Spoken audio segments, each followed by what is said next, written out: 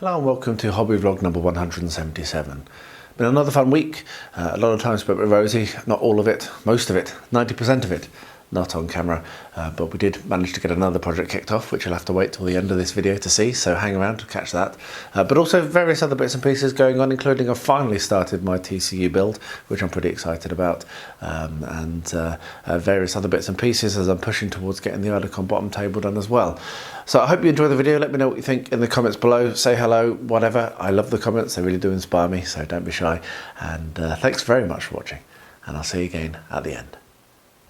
Oh, my good and bad orcs arrived. 2 packs of them. So there we are, 2 packs of them. So I'm going to now wash Beorn the Bear and wash all of these Gundabad warriors. And then I'm going to work out how I'm going to do the basing, which is going to be fun, so I'll bring you along for all of that. But first of all, it's just going to be a case of giving it a good scrub in hot soapy water, leaving it to dry.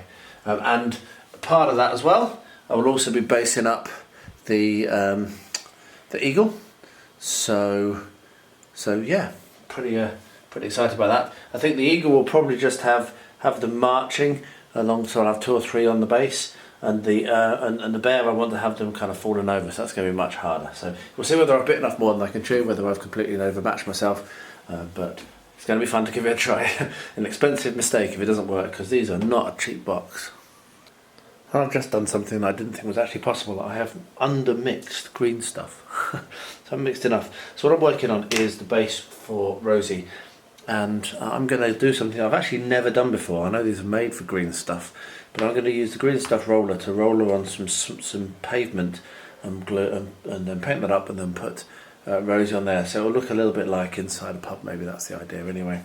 So I'm going to have to get a little bit more green stuff, mix it up, and I'll bring you back when I get to the rolling. Right, so let's see how this works. So I think I've got enough green stuff there. And as I say, I've never actually done this onto a base, or even used a roller with green stuff before. Right, so yes, I'm going to want to spread it out over the base first. Try not to get it down over the sides, because obviously what I'll be able to do is if it goes over the sides once it's dried, I'll be able to trim it off with a knife. So I'm going to spread it on and knead it flat like that, and then we'll come along with the roller and roller it in. Right, it didn't do that very well. So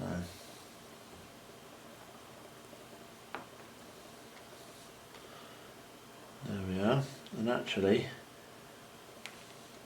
that has kind of, well, it's gone over the edge, it's already kind of peeling a bit, which is good.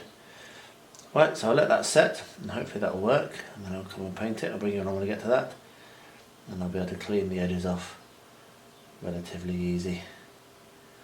There we are. That's okay, isn't it? Right, I'll let that set now. For Gaffer and the rest of the little kind of flower pots, I'm going to make use of the Pine Forest ground cover. You can see how long I've had this for Geek Gaming, and yeah, so I'll just make use of the fast dry basing glue and get that covered on, and then when that's on, I'm going to put just a little bit more static grass on, but I'll bring you back when I get to that stage. So first of all, I'm just going to do the basing as always, a little bit of glue, dip it in, let it dry, and I'll bring you back when I come to the extra steps which I want to do on these. So what I'm going to do is apply my liquid mask to the cockpit area. Absolutely brand new, haven't even taken this off. Woohoo! And I've no idea how this works, so we're going to give it a go. So I think I'm going to paint it on and then let it dry, and then tomorrow probably what I'll do is I will paint, do the priming, and then do the painting of the model. It says don't leave it on for too long. It doesn't say how long too long is, unfortunately. So hopefully I'll be able to get this all done with how busy I am before it's left on for too long. It applies nicely, so that's good. So yeah, I will get this done, and then I'll bring you along once it's dry, because what it says is to leave it to dry before you do anything.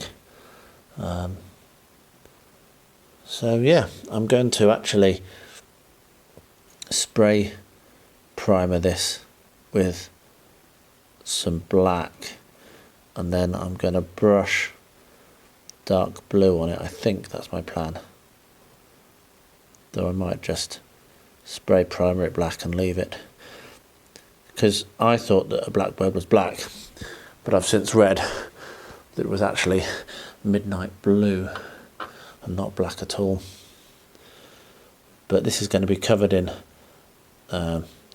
icicles anyway, so whatever. Right, enough nattering. Let's finish getting this painted on, and I'll bring you along for the next step when I get to it. So what I'm going to do now that I've finished putting together the Goblin King, Threatened Goblin, sorry, I forgot my words then, and that went together pretty well. There's a fair bit of filling needed, as you can see here, and around the Goblin or what have you, but it went together okay.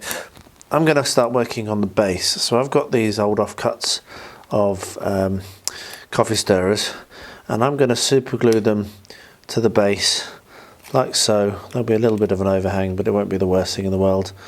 And then he's going to be standing on top of that. So to do that, I'm going to need to trim them down some, and you can trim them down afterwards or before. I'm going to trim them down before, I think. So I'm just going to get myself a pencil, because I've started this segment and I didn't have my pencil to hand. I was a bit clumsy. There we are, relatively close. So yeah, so I'm going to come along here with a pencil, and I'm just going to mark roughly where I want to cut, like that. It's a little mark, and then what I can do is I can come along, snip it with scissors. Strong scissors are your friend here. Put a bead of super glue on it, because super glue is your friend here, and then stick that down to the base, like so. Well, I might actually even do a shorter one next to it. And funny enough, my offcut might be fine. Yes, I think it will be. So I'm going to stick a little bit more of that. Bit of super glue, and then stick it downwards. So what I'll do is I will basically build that up across the whole base, and then let that dry. And then if you want to have no overhang, what you can do is you can come along with a, I'll probably come along with a Dremel or something and cut them off if I decide to do that. But I might very well just leave it.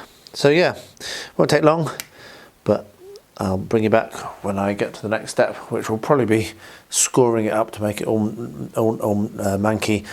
And then of course I'm going to have to do the filling on the big dude himself. So this is actually proven to be quite a pain, and I'm not sure that this technique is going to be classed as a success, to be honest. However, I'm going to keep trying to get it done so that I've finished at least this one example. Whether it goes to ArdaCon or not, I'm not sure, because I think it's a little bit delicate, and it's certainly not as hard wearing as I would want it to be for a tournament. Basically, the white foam was a bad decision. It's way too flimsy. And I've broken off a couple of the branches. I've managed to glue one back on. This one I managed to stick back on. Another one went in the bin. That was more from frustration than anything else. But yeah, it's just a little bit, as you can see from how delicately I'm having to do this. It's when you get to the tips, it's very, very hard, and you still, even though I've got them thin, you still end up with a really chunky tip, which isn't all that prototypical. But I'm going to keep going, as I say. See what it looks like when it's painted and when it's got some greenery on it. But hey, you don't know these things if you don't try, do you? So I'm glad that I've given it a go. But you can see just how fiddly that is and how close to breaking that is. So I'm actually going to have to stop working on that now, let that completely go off, and then come along and fill in that last bit. And that's the other thing, it's just slow.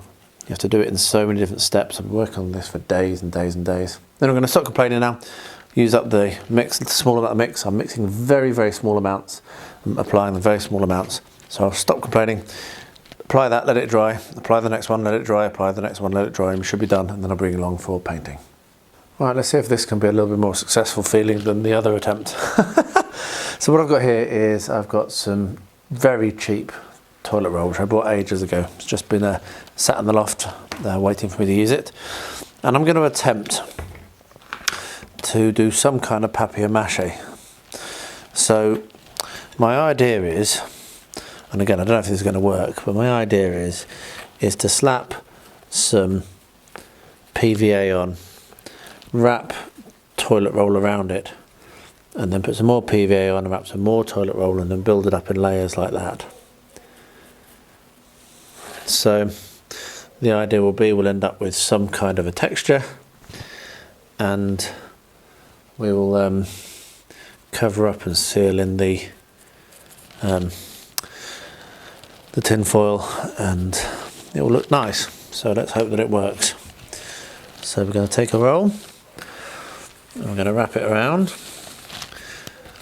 and then we're going to slap on some more PVA.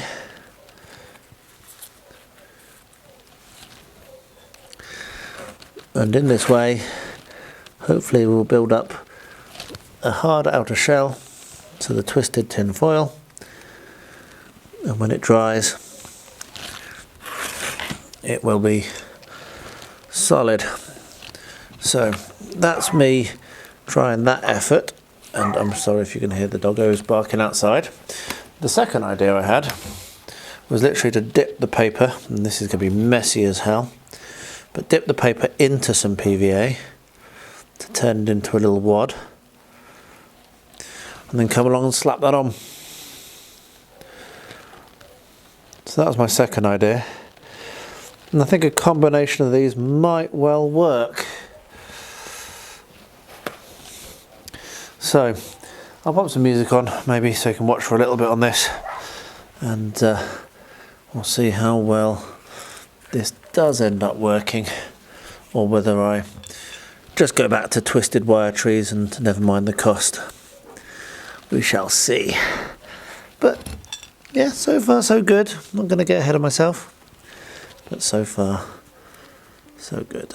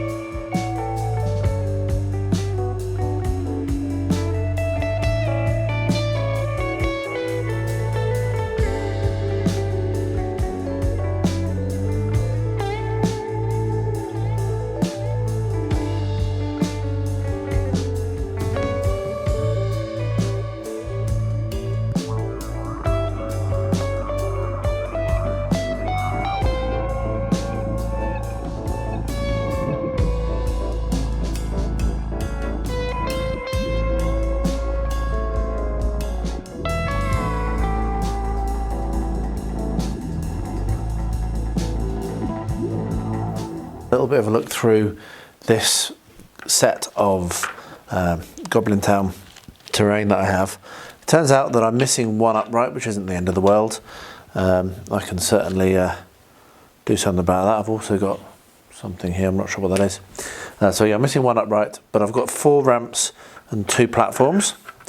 And I just thought I'd have a little bit of a play around. And what I've found is, and again this shows how little I've looked at this, is that actually the back of the Goblin King's throne is hollow, which is a bit rubbish. So what I'm going to do is I'm going to use some blue foam, going to cut around this blue foam, stick it to the back, carve it and paint it to look like the rock there, so that it'll actually be be whole, because yeah, I mean it's all right if the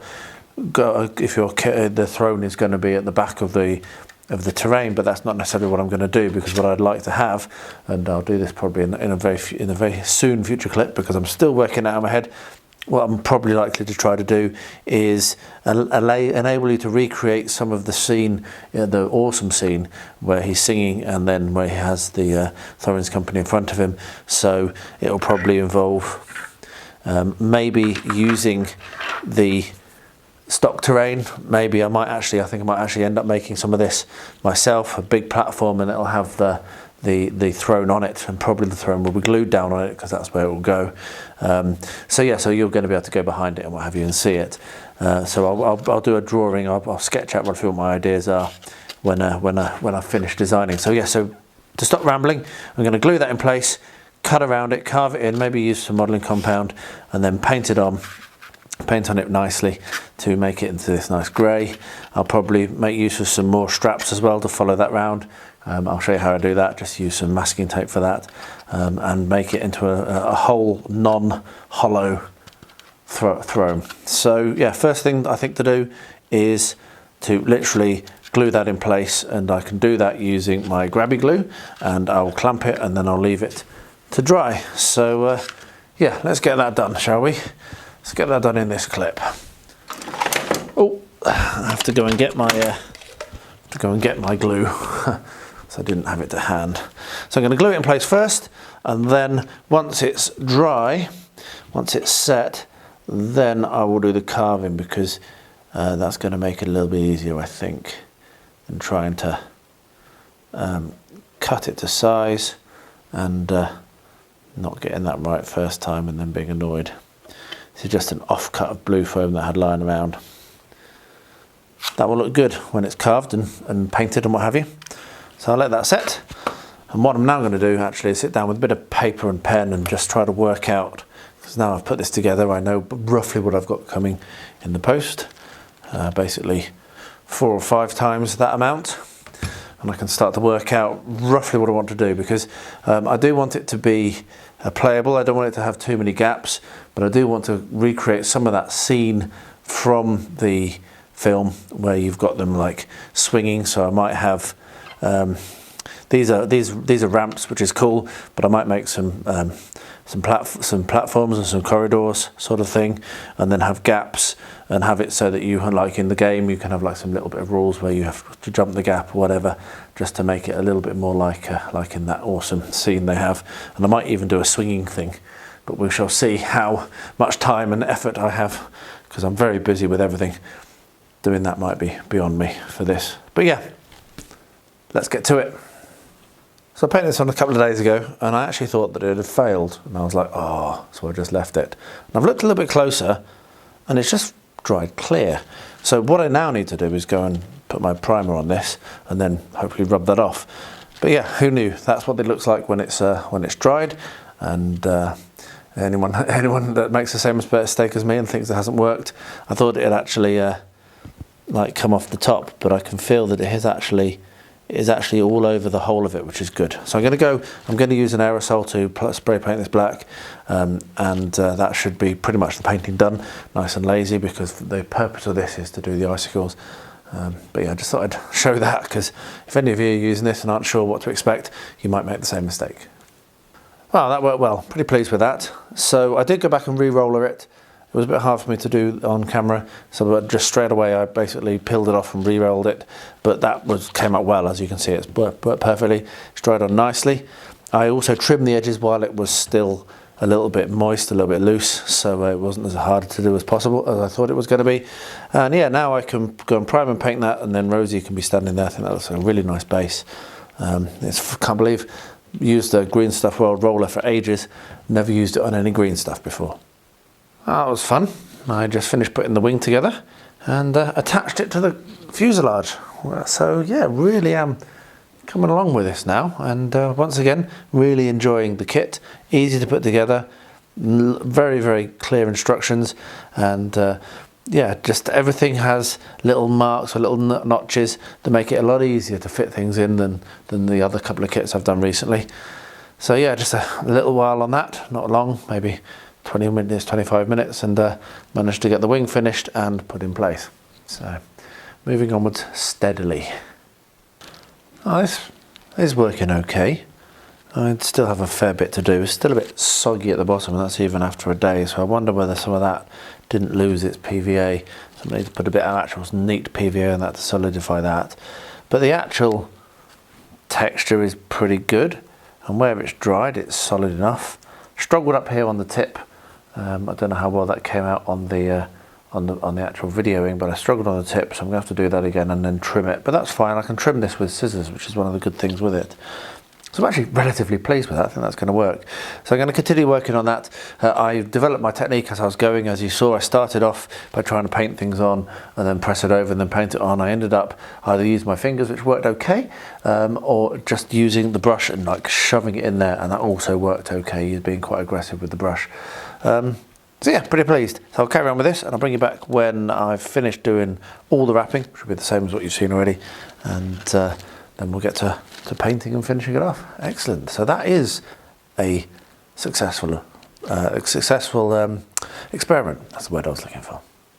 All right, my coffee stirrers have stuck on nicely.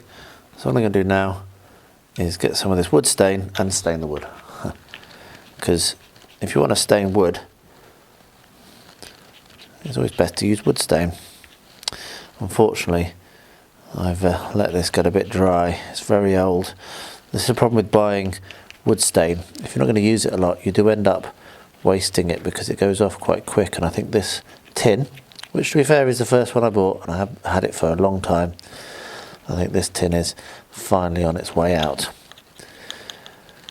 So yeah, we're just going to stain the wood, and then we can stick the old man, who I have primed, to this, and then we'll be able to paint it, because yeah, it's easier to have it stuck to something than not. So anyway, a bit messy, because as I say, it's got a little bit thick, what would not be any used ever, but it's still usable. I have to leave it a little bit to go off probably. It's not going to dry very quickly, this, I don't think. And then we'll glue the king onto it, and then we'll start painting, as I just said. So I'm repeating myself because I'm muttering. Right, I'll stop muttering now. There we are. That looks good, doesn't it?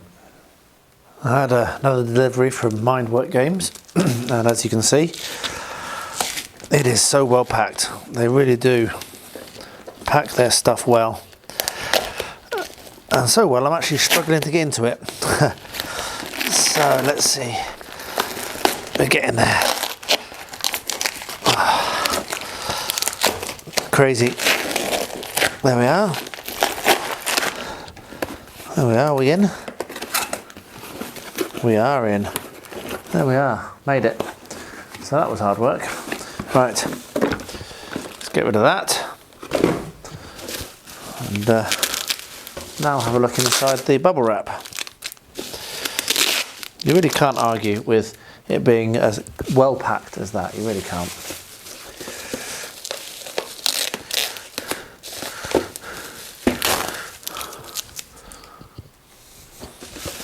Well, hey, there we are. So what that is the Black Sword Display Edition.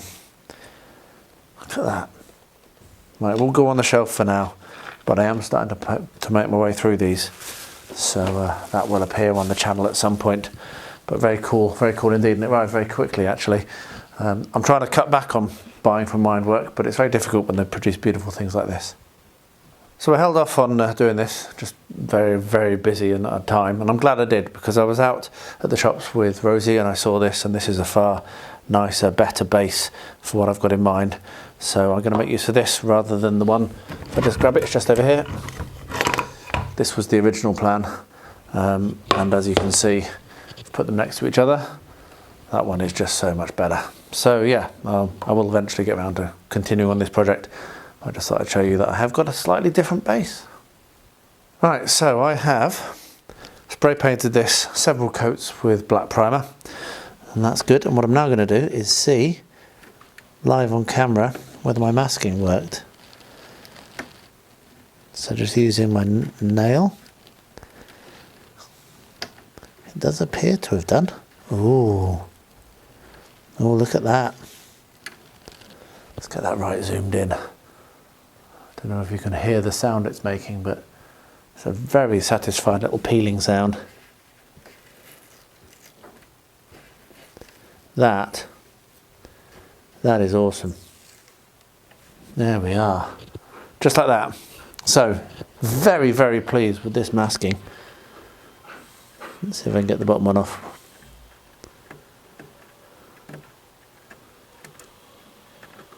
Of course, the challenge is to do this and not have it damage the rest of the paint. And as you can see, I've managed that. So now, I think that's it actually. I don't think that was masked, was it?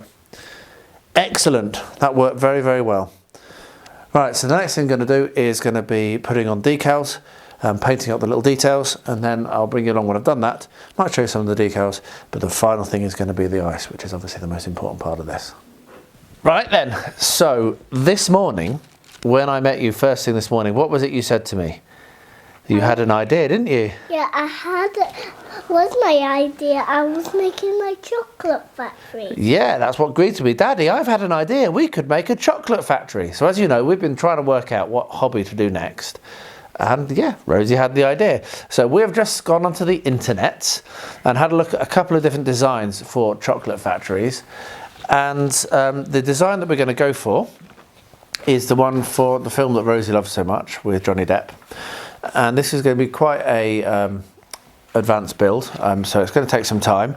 But what we're going to do now is we're going to sit and we're going to plan it, aren't we, love? We're going to draw it out, work out what size it's going to be. And the idea is that we're going to put this on the model railway, aren't we? Yeah. So it's going to be a scene for the model railway. And this has really inspired me because I think that this might give me the idea of what I'm going to do on the first part of the model railway.